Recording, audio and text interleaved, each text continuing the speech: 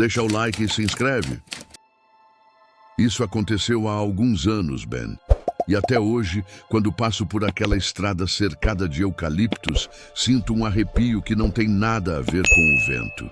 É como se o lugar ainda me chamasse de volta. Como se esperasse que eu terminasse algo que deixei incompleto. Eu tinha acabado de me formar em arquitetura e consegui um trabalho temporário em uma cidade do interior de Minas. Meu serviço era simples: fazer um levantamento fotográfico e estrutural de construções antigas para o Arquivo Histórico Municipal. Entre elas, havia uma que todo mundo evitava comentar: a Casa da Colina Azul. Ela ficava afastada, no alto de um morro tomado por mato e neblina.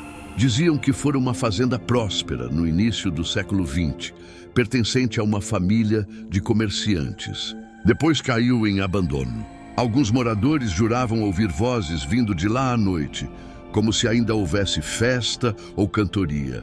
Outros diziam que viam luzes nos cômodos, embora a casa não tivesse energia havia décadas. Claro que eu não acreditava nessas histórias. Mas quanto mais as pessoas me alertavam para não subir aquele morro, mais curioso eu ficava. Subi numa tarde de terça-feira, levando só a câmera, o caderno de anotações e uma lanterna. A estrada de terra era estreita e sinuosa, e o ar cheirava a eucalipto e chuva recente. Quando cheguei ao topo, vi a casa. Uma construção imponente de 2 andares, janelas altas e varandas enferrujadas. Apesar do abandono, ainda conservava uma beleza triste, como se o tempo tivesse parado ali. Empurrei o portão, que rangeu alto, e entrei. O chão do alpendre estalava sob os pés, e as janelas balançavam devagar com o vento. A porta principal estava entreaberta, e o ar lá dentro era frio e levemente perfumado, uma mistura de madeira úmida e flor antiga. Logo na entrada, percebi algo curioso. Os móveis estavam cobertos por lençóis, mas tudo parecia arrumado, como se alguém tivesse saído apressado, deixando o lugar pronto para voltar. Havia até um relógio de parede, parado exatamente às 3h15. Comecei a fotografar. O salão principal tinha um piano no canto, um lustre de cristal coberto de poeira e retratos nas paredes. Figuras sérias, com olhos que pareciam me seguir. Anotei no caderno: casa em bom estado estrutural. Provável origem: década de 1910. Ambiente preservado demais para o tempo de abandono. Enquanto caminhava pelos cômodos, percebi um detalhe que me incomodou: o silêncio absoluto. Nem o vento entrava ali dentro. A casa parecia conter o próprio ar. Quando cheguei à escada, ouvi um som leve, passos no andar de cima. Parei, esperando ouvir de novo. Nada. Pensei que fosse algum bicho, talvez um gato, e subi. O corredor do 2º andar era longo, iluminado apenas por frestas de luz que entravam pelas janelas quebradas. As portas estavam entreabertas, revelando quartos com camas antigas e móveis cobertos. Mas um deles me chamou a atenção, o último à direita. A porta estava completamente aberta. E lá dentro havia uma cadeira de balanço, oscilando devagar, embora o ar estivesse parado. Entrei devagar, tentando não fazer barulho. A cadeira balançava, rangendo suavemente. Olhei em volta. Nada que justificasse o movimento. Fotografei, mais por impulso do que por coragem. Quando o flash disparou, a cadeira parou. Foi aí que percebi algo na parede oposta. Um quadro caído mostrando o retrato de uma jovem. Ela devia ter uns 20 e poucos anos, com cabelos presos e expressão serena. O nome na plaquinha abaixo dizia Helena Duarte. O curioso é que, em todos os retratos do andar de baixo, essa mulher aparecia também, às vezes sorrindo discretamente, outras mais distante. Parecia o centro daquela casa. Continuei a exploração até o fim da tarde, mas antes de ir embora, algo me atraiu de volta à sala principal. Não sei explicar o motivo. O sol já começava a descer atrás dos morros e a luz atravessava as janelas em tons dourados. Por um instante, juro que ouvi um riso suave vindo de algum cômodo. Não era algo assustador, mas humano demais para ser eco.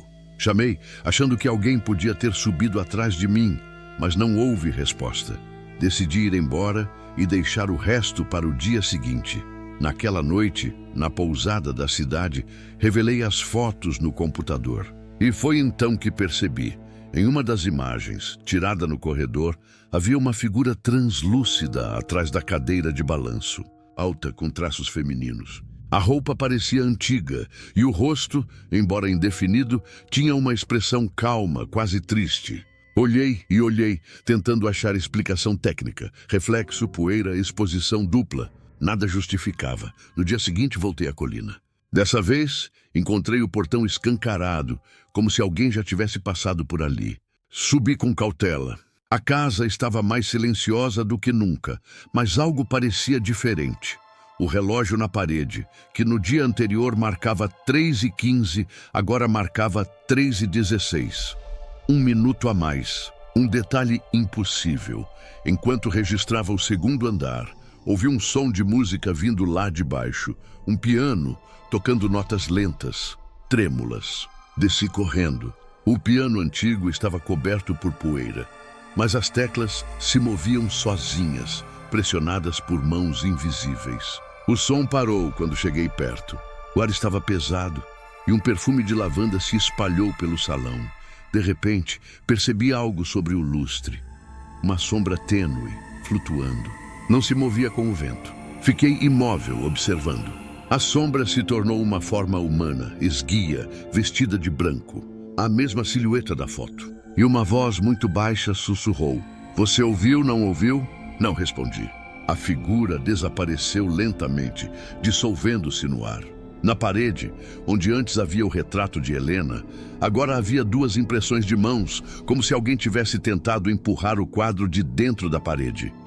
Fui embora o mais rápido que pude, mas naquela noite na pousada, sonhei com o mesmo salão, só que iluminado, cheio de gente. O piano tocava e Helena sorria entre os convidados. De repente, tudo se apagava e ela ficava sozinha, chamando por alguém. Quando acordei, o som do piano ainda ecoava na minha cabeça. Na manhã seguinte, procurei o senhor que cuidava do arquivo histórico da cidade, o seu Ademar, e perguntei sobre a família Duarte. Ele suspirou, como quem se lembrava de uma velha ferida. Ah, a moça da colina, Helena. Dizem que esperava o noivo que nunca voltou. Depois que ele partiu, ela ficou lá sozinha tocando o piano toda noite. Quando perceberam, a casa já estava vazia. Ninguém teve coragem de entrar mais. Perguntei se ela... Ele me interrompeu. Não se fala disso, mas dizem que às vezes quem sobe até lá ouve o piano de novo. Como se ela ainda esperasse o último acorde. Naquele momento, algo me convenceu de que eu precisava voltar. Não por coragem, mas por uma sensação estranha de que a história não tinha terminado. Voltei à tarde, levando apenas a lanterna e o gravador do celular. O portão estava fechado novamente, como se nunca tivesse sido aberto. Entrei e fui direto ao salão principal. Tudo estava no mesmo lugar, exceto uma coisa. O quadro de Helena estava pendurado de volta na parede, limpo, sem poeira. E o relógio agora marcava 3h17. Liguei o gravador e deixei-o sobre o piano. Sentei na cadeira e falei em voz baixa. Helena, eu ouvi sua música. Nada. Esperei e o silêncio foi ficando cada vez mais denso, quase sólido. Então, de repente, uma corrente de ar atravessou a sala e as janelas se fecharam sozinhas. O piano respondeu, tocando 2 notas, como se alguém confirmasse que estava ali. O lustre balançou. As lamparinas se acenderam, embora estivessem queimadas. E por alguns segundos eu vi a sala viva novamente. Luzes, risos, pessoas dançando. Helena estava entre elas, sorrindo, mas o olhar era distante, perdido. Ela olhou para mim, estendeu a mão e sussurrou, fique mais um pouco. Pisquei e tudo desapareceu. A casa voltou ao silêncio e à penumbra. O gravador continuava ligado. Quando o peguei, ainda tremendo, percebi que o ponteiro do relógio parara novamente em 3h15. Desci o morro sem olhar para trás. Mas à noite, no quarto da pousada, escutei algo vindo de dentro da mochila. O gravador tocando sozinho. No áudio, a minha voz era seguida por uma resposta feminina. Clara e suave. Obrigada por ouvir. e, em seguida, o som de uma última nota de piano. No dia seguinte, voltei à colina e encontrei a casa cercada por neblina espessa. Mas algo estava diferente. O portão, antes enferrujado, agora estava coberto de flores azuis, frescas, recém-nascidas. E por um instante ouvi o eco distante da mesma melodia, suave, quase alegre. A casa da Colina Azul foi demolida meses depois. Mas sempre que volto àquela estrada, o vento parece trazer fragmentos de música. E às vezes, ao entardecer, quando o sol encosta nas montanhas, juro que vejo, lá no alto, a varanda iluminada e uma mulher de branco parada ali, observando como quem finalmente encontrou paz. Ben, essa é uma história que eu nunca contei para ninguém, porque até hoje eu não sei se vivi aquilo ou se tudo foi um sonho que se recusou a acabar. Aconteceu há 3 anos, quando precisei me mudar para uma cidade pequena no interior do Paraná por causa do trabalho. Eu não conhecia ninguém lá, então aluguei a primeira casa disponível numa rua tranquila chamada Rua das Mangueiras. O corretor me avisou que o imóvel estava fechado há algum tempo, mas garantiu que estava tudo em ordem. No primeiro dia, quando cheguei com as malas, a casa parecia normal. Era antiga, de madeira escura, com um alpendre na frente e um quintal cheio de folhas secas. O cheiro de mofo era forte, mas nada fora do comum para uma construção daquele tipo. Passei o dia limpando, abrindo janelas, tentando dar vida ao lugar. Mas conforme a tarde caía, uma sensação estranha começou a crescer em mim. Uma espécie de silêncio que não parecia natural. Era como se o ar dentro da casa estivesse preso há muito tempo. Naquela primeira noite tentei dormir, mas o vento fazia um som curioso ao passar pelas frestas. Não era um simples assobio. Parecia uma voz distante, repetindo palavras que eu não conseguia entender. Atribuí ao cansaço e acabei adormecendo. Acordei no meio da madrugada. O relógio marcava 3h12 e o ar estava gelado. Eu juro que ouvi passos na sala. Passos leves, compassados, que iam e voltavam, como se alguém estivesse caminhando sem rumo. Peguei o celular para usar a lanterna e fui até lá. Não havia ninguém, mas o balanço da cadeira antiga, encostada perto da janela, oscilava sozinha, num movimento lento, contínuo, como se alguém tivesse acabado de se levantar dela. Voltei para o quarto, tentando me convencer de que o vento entrara por alguma janela aberta. Mas o que me deixou inquieto foi o som que veio logo depois. 3 batidas secas vindas da parede ao lado da cama. Como se alguém batesse do outro lado, querendo chamar atenção. Bati de volta e o silêncio voltou. No dia seguinte, comentei com a vizinha da frente, Dona Helena, uma senhora simpática que sempre regava as plantas pela manhã. Ela me olhou de um jeito curioso e disse apenas: "Você ficou na casa do seu Joaquim?" Eu confirmei, e ela balançou a cabeça lentamente. Ele morava ali sozinho. Era carpinteiro. Fez quase todos os móveis daquela casa. Mas um dia sumiu. Ninguém sabe para onde foi. Só deixaram as coisas dele lá mesmo. Perguntei se alguém tinha ouvido falar dele depois disso, e ela respondeu: "Só dizem que ele ainda passa por lá de vez em quando, para conferir se os móveis estão no lugar." Fiquei com aquilo na cabeça o dia inteiro. À noite decidi inspecionar melhor os cômodos. Na parede da sala, encontrei uma pequena porta embutida atrás de um móvel, uma espécie de armário antigo, todo entalhado à mão. Lá dentro, havia ferramentas de carpintaria, bem organizadas, e uma peça inacabada de madeira, uma cadeira idêntica à que ficava perto da janela. Ela tinha entalhes de folhas e flores, mas o assento estava rachado, como se alguém tivesse parado o trabalho de repente.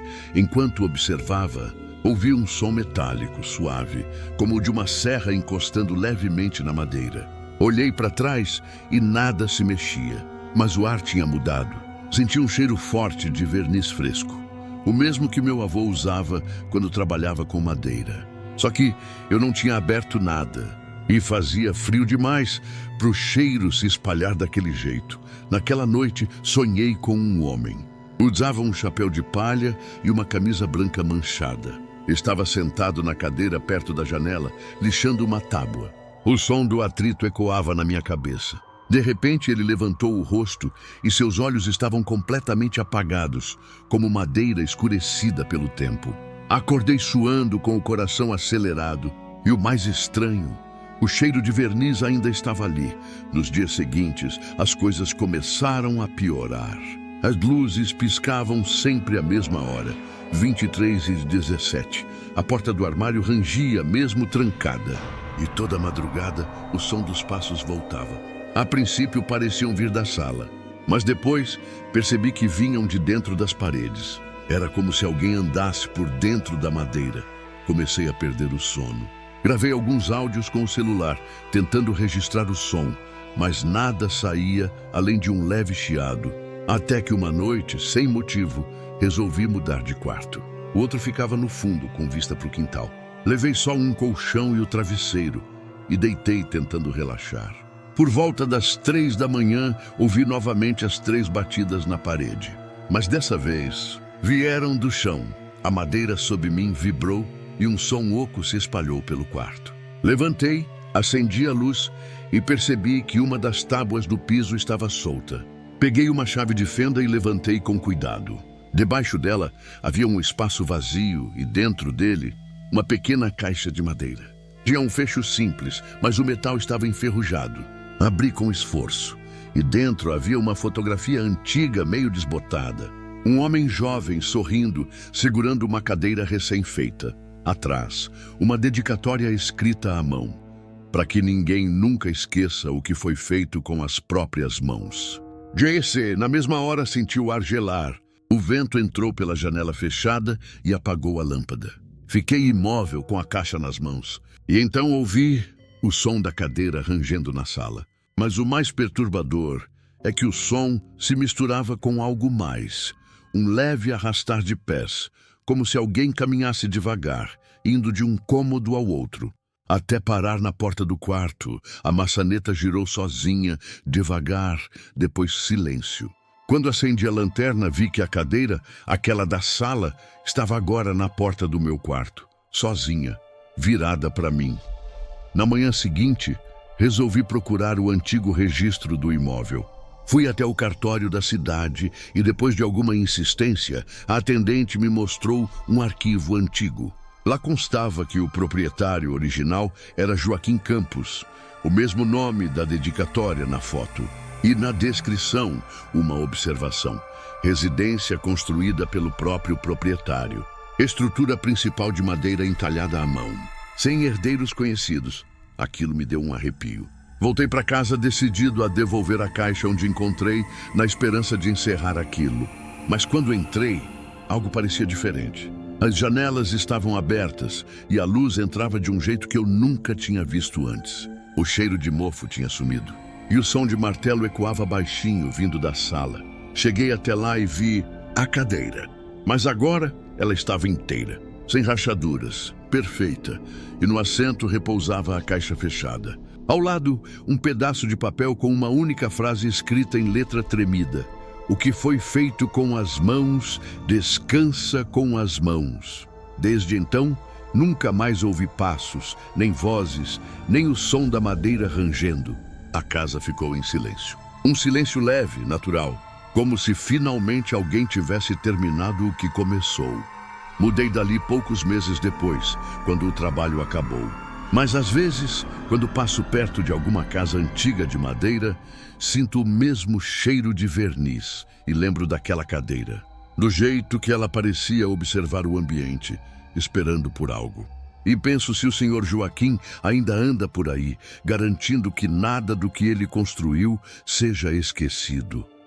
Dona Helena me disse, antes de eu partir, que a casa nunca mais foi alugada, mas que às vezes à noite ela vê uma luz acesa na sala, amarela, fraca, como uma lamparina antiga, e ouve o som de martelo compassado vindo lá de dentro, como se alguém ainda estivesse trabalhando, com calma, para deixar tudo no lugar.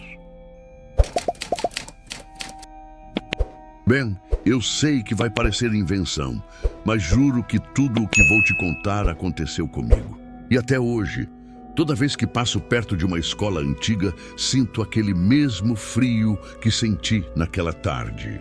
Não é medo, é mais como se algo ainda estivesse esperando para ser ouvido.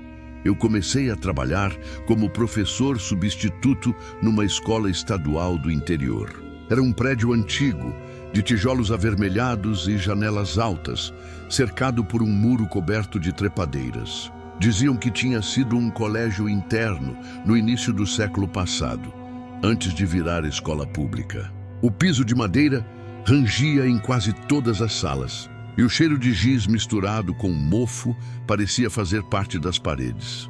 Fui bem recebido pelos colegas, mas desde o primeiro dia notei que havia uma sala sempre trancada no final do corredor do segundo andar. Não tinha identificação, só uma porta de madeira escura, diferente das outras.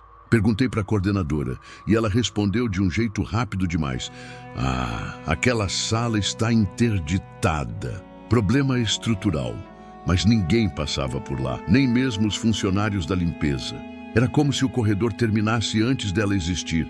As primeiras semanas foram tranquilas. Os alunos eram agitados, mas simpáticos. Até que uma manhã, durante o intervalo, uma das meninas me perguntou: "Professor, o senhor já viu a mulher da janela?" Achei que fosse brincadeira.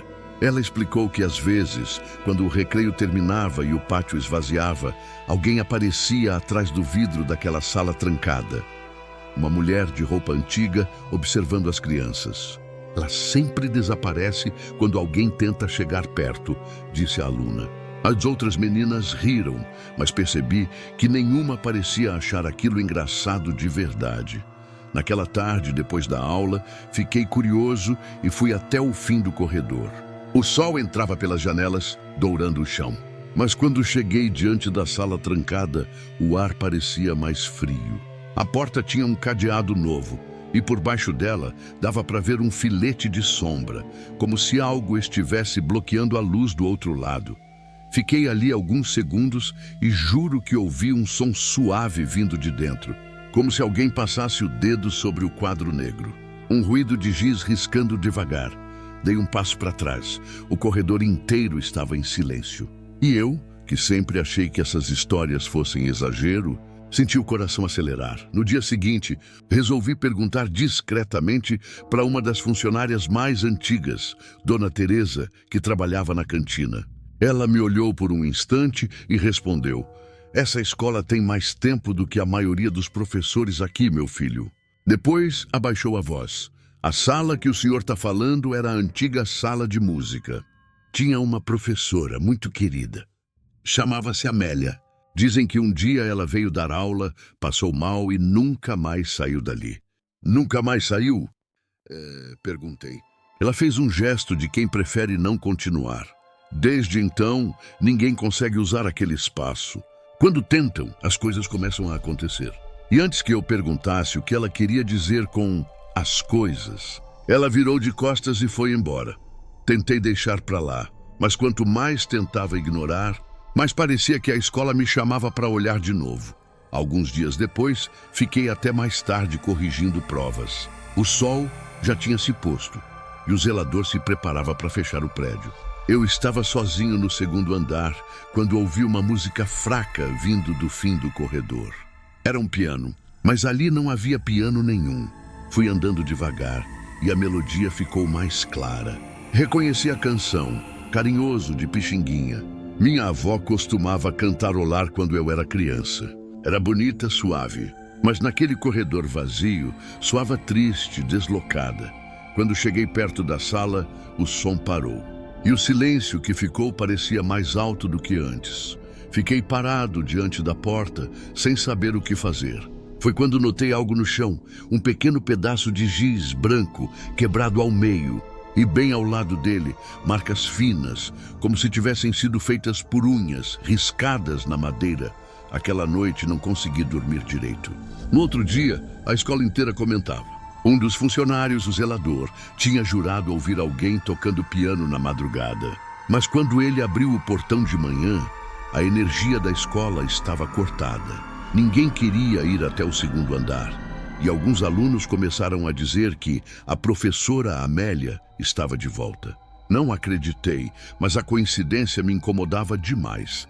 Fiquei decidido a resolver o mistério por conta própria. Esperei até o fim da aula e, quando todos foram embora, peguei a chave mestra com a coordenadora. Ela relutou, disse que era arriscado, mas acabou me entregando. Não, só não fique lá muito tempo, avisou. O corredor estava vazio. As lâmpadas antigas piscavam. Girei a chave no cadeado e ele abriu com um estalo seco. Ben, o que eu vi lá dentro não parecia ter sido tocado por ninguém em décadas. As janelas estavam cobertas de poeira. O ar tinha cheiro de papel envelhecido e verniz. E bem no centro da sala havia um piano preto, coberto por uma fina camada de pó, mas intacto. As teclas amareladas pareciam respirar. Fui até ele e levantei a tampa. Lá dentro, o mecanismo ainda estava perfeito, como se alguém o afinasse toda semana. Por impulso, toquei uma nota. O som ecoou limpo, profundo e se espalhou pelo corredor. Mas no mesmo instante, senti o ar mudar.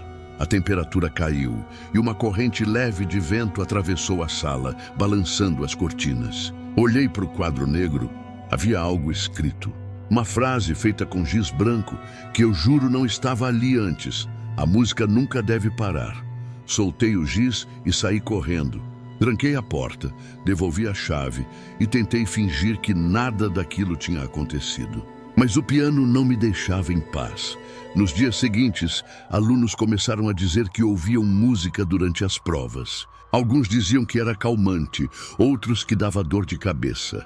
E toda vez que eu passava pelo corredor, sentia como se alguém estivesse ali, observando. Uma tarde, resolvi encarar de vez. Voltei à sala com o sol ainda alto.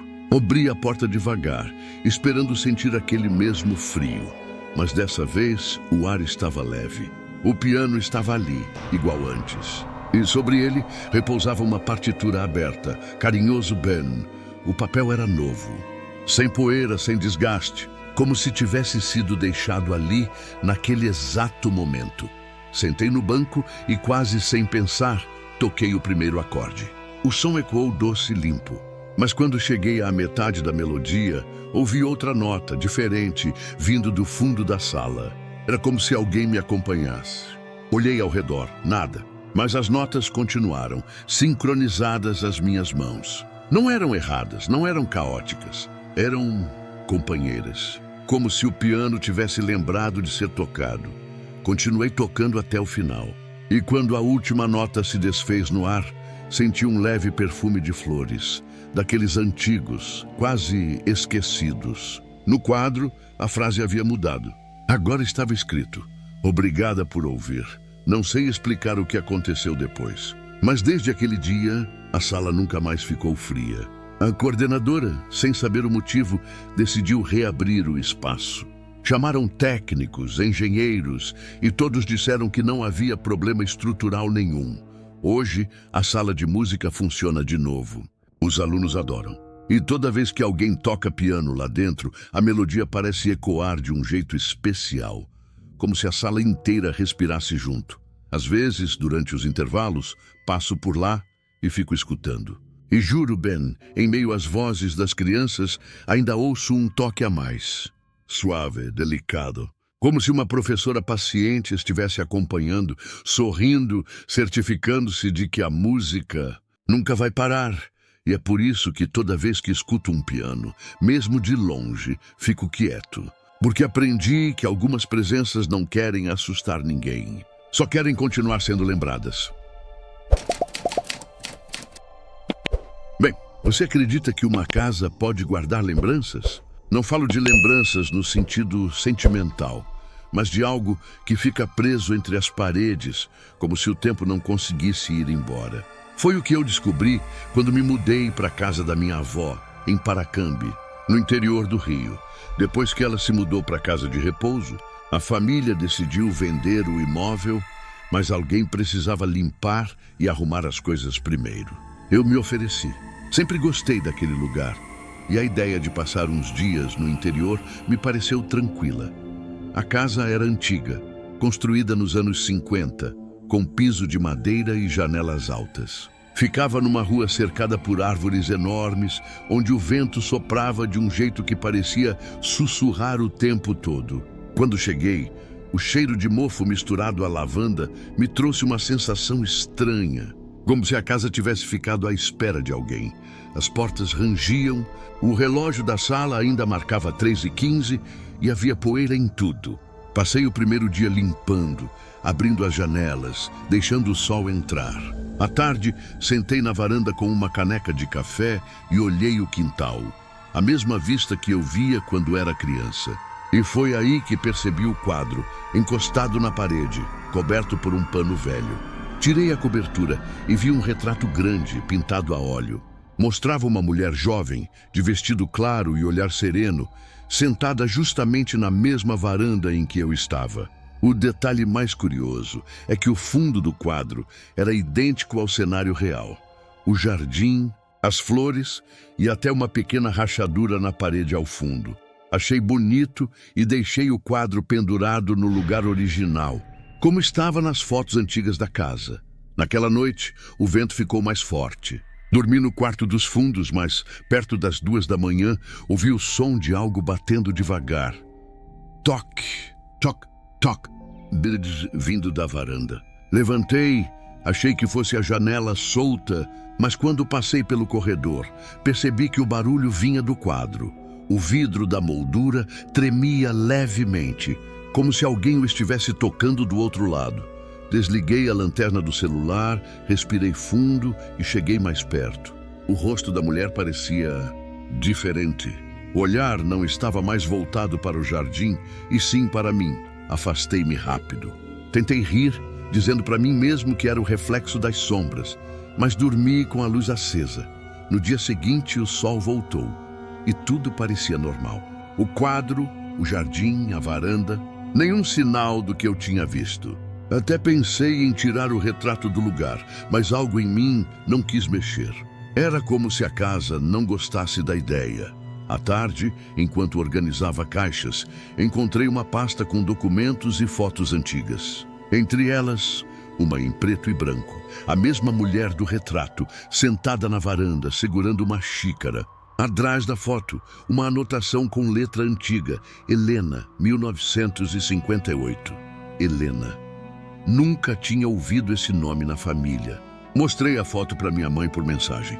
Ela respondeu quase na hora. Helena era a vizinha da vovó. Morava aí perto. Sumiu quando tinha uns 20 anos. Ninguém soube o que aconteceu. Essa palavra, sumiu, ficou martelando na minha cabeça o resto do dia. Na terceira noite, acordei de novo com barulho. Não era o mesmo som da moldura tremendo. Era o som de passos, lentos, leves, cruzando o corredor de madeira. Eu prendi a respiração e escutei. Os passos pararam perto da porta do meu quarto. Esperei um tempo e quando criei coragem para abrir, o corredor estava vazio. Mas o quadro estava pendendo para um lado, como se alguém tivesse mexido nele. Cheguei mais perto. O ar estava frio, diferente do resto da casa. E juro para você, Ben, o retrato parecia mais recente. O vestido da mulher, antes gasto e desbotado, agora tinha tons mais vivos. E atrás dela, no fundo da pintura, dava para ver o vulto de uma figura no jardim, algo que antes não estava ali. Voltei para o quarto e travei a porta. Fiquei pensando se não seria o cansaço me pregando peças. Na manhã seguinte, chamei o seu João, o vizinho mais antigo da rua. Um senhor simpático, desses que sabem de todas as histórias do bairro. Quando mencionei o nome Helena, o rosto dele mudou. Ah, a moça do retrato. O senhor conheceu ela? Conheci. Ela morava aqui perto. Dizem que passava as tardes nessa varanda pintando. Era amiga da sua avó. Ele fez uma pausa, olhou para o chão. Teve uma época em que os dois brigaram. Depois disso, Helena desapareceu. O povo falava que ela foi embora para a capital, mas ele coçou a barba. Ninguém viu ela sair. Perguntei se ele sabia algo sobre o quadro. Dizem que foi a última pintura que ela fez. Pintou a si mesma, sentada ali. Depois disso, sumiu, e o retrato apareceu pendurado sozinho na varanda. Fiquei arrepiado. À noite, resolvi guardar o quadro. Peguei uma toalha e, quando fui cobrir, percebi algo que me fez congelar. No canto inferior, onde devia estar a assinatura da artista, havia uma marca fresca, como tinta recente, com letras que diziam "Estou em casa". Larguei a toalha e recuei.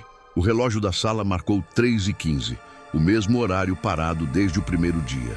E nesse instante, ouvi o som do balanço da varanda se movendo sozinho. Apontei o celular e liguei a lanterna. A cadeira se movia devagar, como se alguém tivesse acabado de se levantar. Não sei porquê, mas chamei. "Helena!"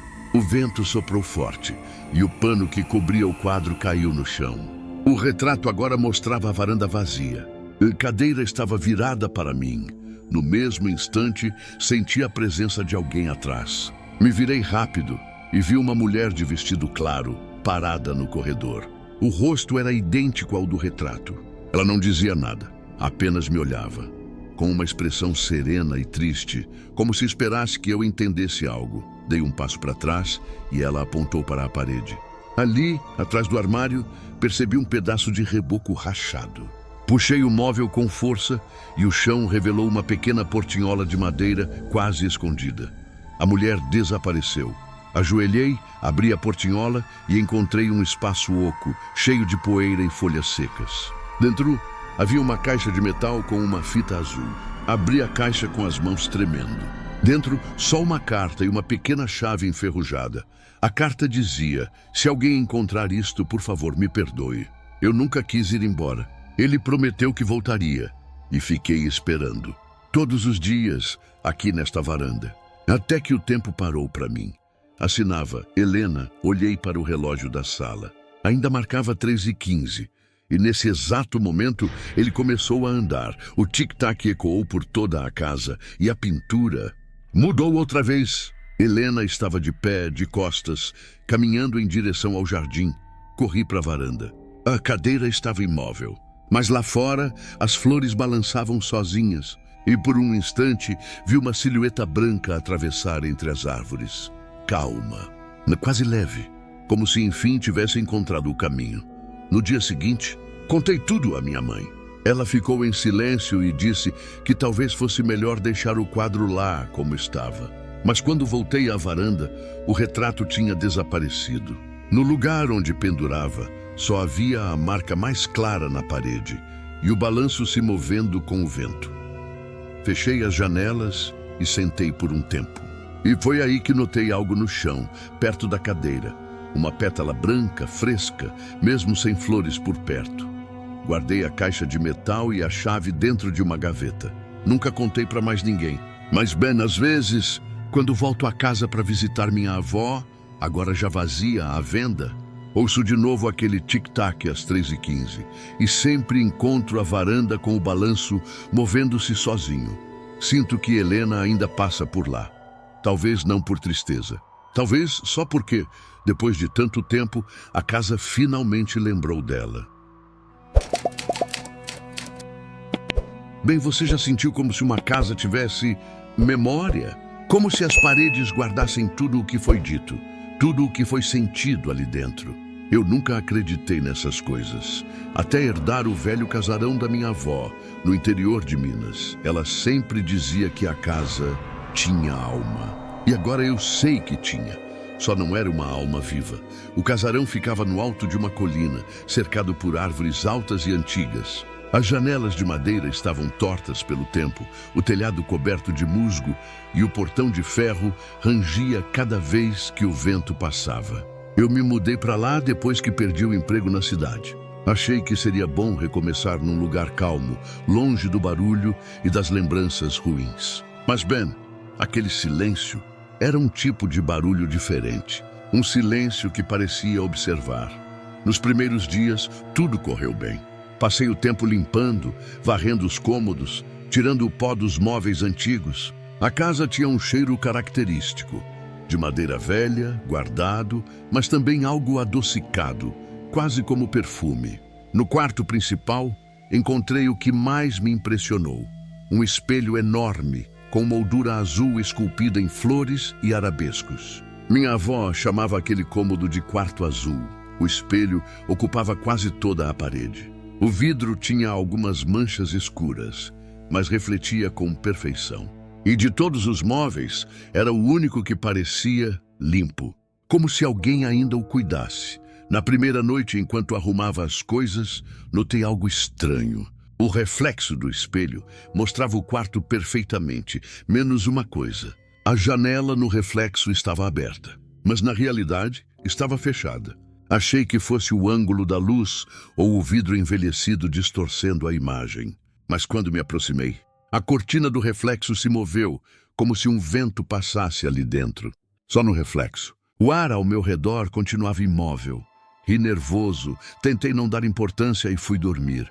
Mas à noite, acordei com um som leve, como se alguém passasse os dedos pelo vidro. Abri os olhos. O espelho estava ali, me encarando. E no reflexo, Ben, havia alguém parado atrás de mim. Virei na hora, nada, só o quarto escuro. Mas no espelho, a silhueta ainda estava lá. Uma figura feminina, de cabelos longos, parada no canto. Antes que eu pudesse reagir, a luz do abajur piscou e a imagem sumiu. No dia seguinte, resolvi cobrir o espelho com um lençol. Mas por alguma razão, quando voltei à noite, o tecido estava dobrado no chão. O vidro limpo, como se tivesse sido polido. Decidi ligar para minha tia, a única viva da família que ainda conhecia bem a casa. Quando mencionei o espelho, ela ficou em silêncio. Depois disse: o espelho do quarto azul. Eu devia ter te avisado. Mamãe dizia que ele pertencia à primeira dona da casa. Uma mulher chamada Helena Vasconcelos, que morou aí no início do século passado. Perguntei o que sabia sobre ela. Só o que minha mãe contava. Helena se apaixonou por um homem que nunca voltou para buscá-la. Dizem que ela esperava todos os dias à frente do espelho, com o vestido azul que ele mais gostava. Depois disso, ninguém mais dormiu naquele quarto. Ben, você sabe que eu tento me manter racional, mas as noites seguintes foram perturbadoras. Eu acordava sempre no mesmo horário, 3h11, com o som de passos lentos vindos do corredor. E quando olhava para o espelho, o quarto parecia diferente, mais iluminado, mais vivo. Havia flores no criado mudo, cortinas novas e uma mulher de branco imóvel olhando para mim. Nunca conseguia ver o rosto dela com clareza. Era como se o vidro embaçasse ao redor da cabeça dela, distorcendo as feições. Certa noite, decidi encarar o medo. Sentei na cama e olhei diretamente para o espelho. A mulher estava lá, e pela primeira vez ela se moveu. Deu um passo em minha direção, dentro do reflexo, e parou. Levou a mão até o vidro, devagar. O som foi nítido, toque. Então, o espelho tremeu levemente, como se tivesse pulsado. Ben, o pior não foi isso. Foi ver que minha mão também começou a se mover sozinha. Sem querer, levantei o braço e toquei o vidro. Estava frio, úmido. E por um instante, juro, senti que algo puxava do outro lado. Soltei imediatamente. Quando recuei, o reflexo da mulher ainda estava ali, mas sorrindo. No dia seguinte, encontrei marcas de dedos no espelho, mas só do lado de dentro. Depois disso, comecei a evitar aquele quarto. Passei a dormir no pequeno cômodo dos fundos. Mas mesmo de lá, à noite, eu ouvia o som do espelho vibrando. Um zumbido leve, contínuo, como se algo tentasse atravessar. Um dia, o velho jardineiro da família, o seu Onofre, apareceu para cortar o mato. Quando contei o que vinha acontecendo, ele ficou pálido. O espelho... A senhora Helena mandou fazer esse espelho quando o marido viajou para a Europa. Foi o presente de despedida dele. E o que aconteceu com ela? Perguntei. Ele olhou para o chão pensativo. Dizem que ela ficou ali até o fim, sozinha. No quarto azul? No quarto azul, ele confirmou num sussurro. Aquilo ficou martelando na minha cabeça. Decidi investigar mais. Fui até o cartório da cidade e encontrei um registro antigo. Helena Vasconcelos, falecida em 1923. Residência na Colina dos Cedros. Sem causa registrada. Mas havia um detalhe curioso. Uma anotação à margem. Encontra-se preservado o espelho original, item de valor sentimental. Voltei para casa decidido a descobrir a verdade. Levei uma lanterna, uma câmera e sentei diante do espelho. Quis gravar a noite toda, ver se algo aparecia. Mas às 3h11, a câmera travou. A tela ficou branca. E no reflexo, o quarto começou a se transformar outra vez. O papel de parede voltou a ser novo. A cama está arrumada. E lá estava ela, Helena, vestida de azul, penteando o cabelo diante do espelho. Parecia não me ver, mas então ela parou, virou a cabeça e olhou direto para mim. Bem, o olhar dela era de alguém que reconhece, que espera, como se eu fosse o rosto que faltava no reflexo dela. Ela levantou-se devagar e falou, pela primeira vez. A voz ecoou suave, mas firme. Você voltou. O espelho brilhou por dentro, como se iluminado por um sol distante. E por um instante, o quarto real e o do reflexo pareciam o mesmo. Eu conseguia ver o chão do reflexo se alinhar ao meu, a cortina balançando dos dois lados. Então ela estendeu a mão e algo em mim quase respondeu, mas o som de um trovão me fez recuar.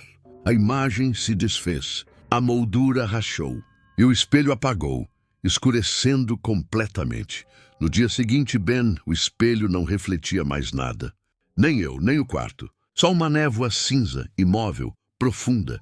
Tentei cobri-lo de novo, mas o tecido escorregava como se o vidro o repelisse. Então resolvi chamar um restaurador para ver se havia algo de errado. O homem observou por alguns minutos, passou um pano seco e disse: que coisa curiosa. Esse espelho não tem vidro. Ben, não tinha vidro.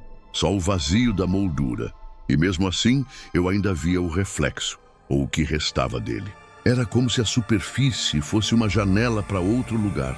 Fiquei naquela casa por mais uma semana. Depois, não aguentei. Ouvi o som do espelho chamando todas as noites. Um som suave, como alguém tocando de leve no vidro inexistente, pedindo para ser lembrado. Antes de ir embora, entrei no quarto azul pela última vez. A moldura do espelho estava lá, encostada na parede. E no chão, encontrei algo que não estava ali antes. Uma flor azul seca, ainda com perfume. Peguei e guardei num livro. Hoje o casarão está abandonado. Mas às vezes, quando passo por aquela estrada, vejo um brilho no alto da colina. Como se uma janela refletisse a lua. Uma janela que não existe mais. E toda vez que olho para o meu próprio espelho, em casa, à noite, juro que vejo lá no fundo uma mancha azul que não estava ali antes. Uma sombra imóvel, esperando. Talvez Helena ainda procure alguém que a veja. Ou talvez o espelho tenha encontrado um novo lar. Bem, preciso te contar o que aconteceu quando eu me mudei para o meu primeiro apartamento sozinho. Era um lugar simples, num prédio antigo do centro de Belo Horizonte. Sabe aquele tipo de construção dos anos 60, com corredores longos, elevador de porta pantográfica e cheiro de madeira encerada? Pois é, parecia charmoso, até eu começar a morar lá.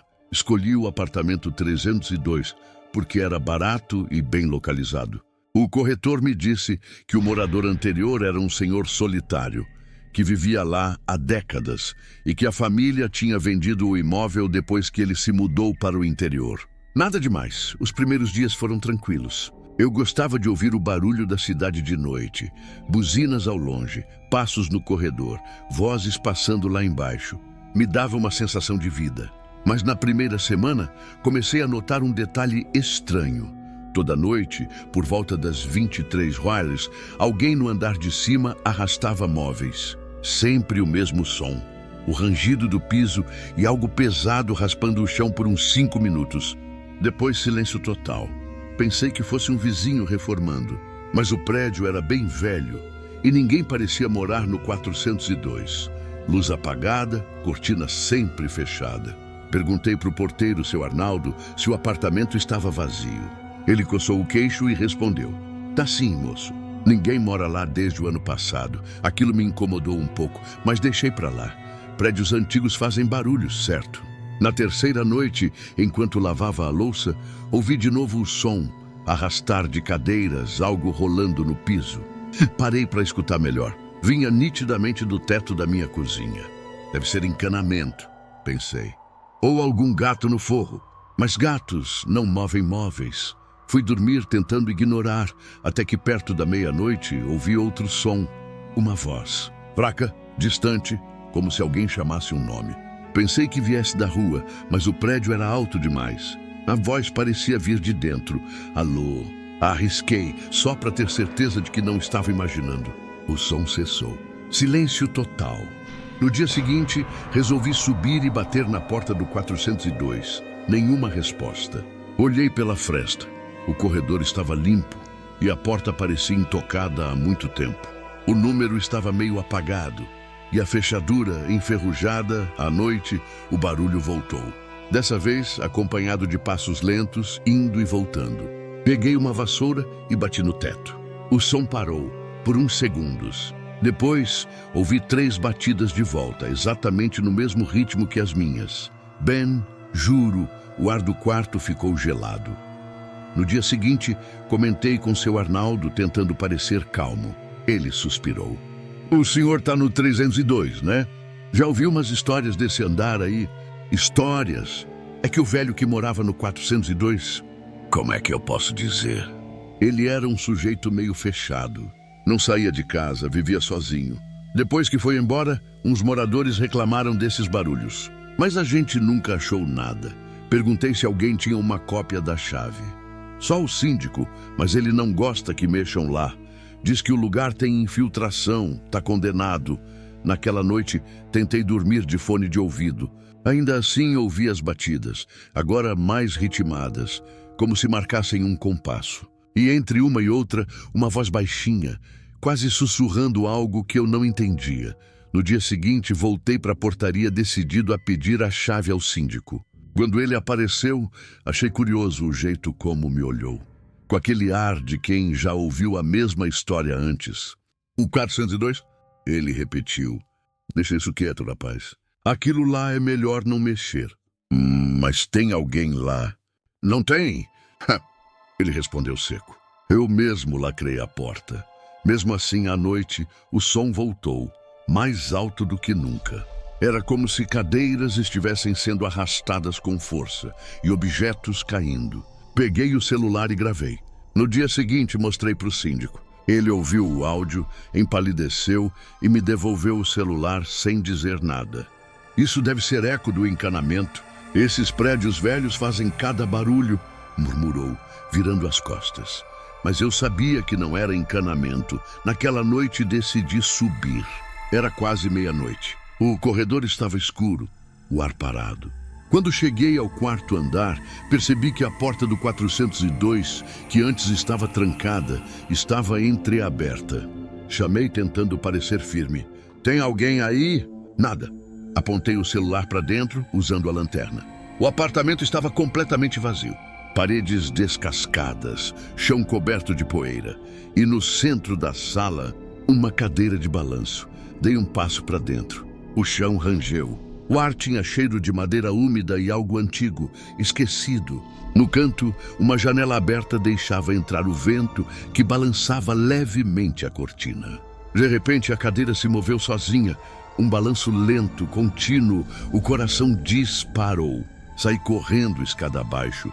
Bati a porta do meu apartamento e fiquei ali, ofegante, tentando entender o que tinha visto. No dia seguinte, voltei ao 4º andar com o síndico. A porta estava trancada de novo, e quando ele abriu com a chave, a sala estava completamente vazia, sem cadeira, sem poeira, sem nada. Ah, tá vendo? Ele disse. Era coisa da sua cabeça. Mas o chão tinha marcas recentes, como se algo pesado tivesse sido arrastado. Deixei para lá. Ou tentei. Nos dias seguintes, o barulho voltou. Só que dessa vez vinha de dentro do meu apartamento. Às vezes, de madrugada, eu acordava com o som de passos no corredor. Outras, escutava a torneira pingando, mesmo que estivesse fechada. Comecei a evitar chegar em casa cedo. Trabalhava até tarde, jantava fora. Mas uma noite, ao voltar, encontrei a porta do meu apartamento entreaberta. Entrei devagar. Tudo parecia igual. Até ver o reflexo no espelho da sala. Uma silhueta parada bem atrás de mim. Virei na hora, mas não havia ninguém. O espelho, porém, mostrava algo diferente, o reflexo de uma janela aberta e de uma cadeira balançando. Só que na vida real, atrás de mim, não havia nenhuma janela nem cadeira. A luz piscou. O celular que estava no bolso vibrou sozinho. Na tela, uma gravação começou a rodar, uma que eu não lembrava de ter feito. Era o som do andar de cima, móveis sendo arrastados, o vento passando e uma voz rouca dizendo meu nome. Desliguei o telefone tremendo.